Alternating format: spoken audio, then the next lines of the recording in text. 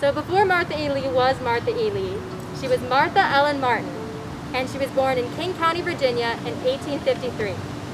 She moved to D.C. where she met the 26-year-old John W. Lee, who she fell in love with and married on May 13, 1880. Sorry, it's hard to talk with my mask on. Good. Unfortunately, they had one child, but it's unclear when it died, because it didn't survive infancy or early childhood, and there's no record of it surviving past 1910.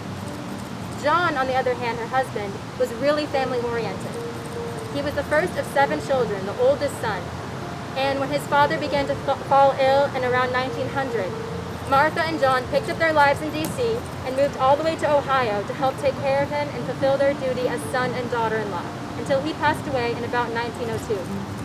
They moved back to D.C. and took up a residence at 18th Street Northwest, where there were a few boarders that lived with them, including a young boy named Norman Lee.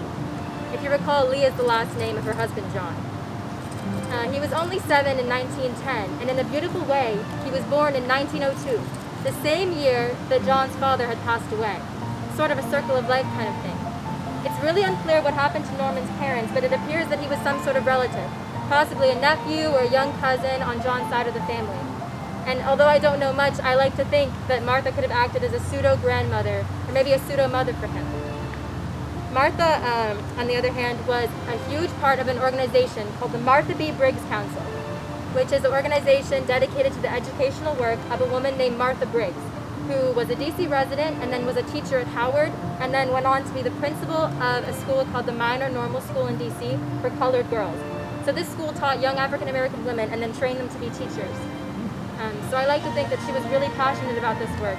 And I sort of hope and imagine that she could bestow this passion for education and love into her home with Norman. He lived with her until he was 17 years old. He wasn't her child biologically, but I think that she influenced his path greatly. As he lived in D.C. till the end of his life, he went on to have his own wife and children, and he actually worked for the Library of Congress, which is amazing. I believe Martha was able to give him this stable foundation of education and passion for it, and gave him this sort of success and fulfillment in the right direction. Martha died in the spring of 1918 due to a vascular disease at her new home on K Street in Georgetown, which is right down there. And here she remains in Mount Zion, and she's buried right over there with her husband.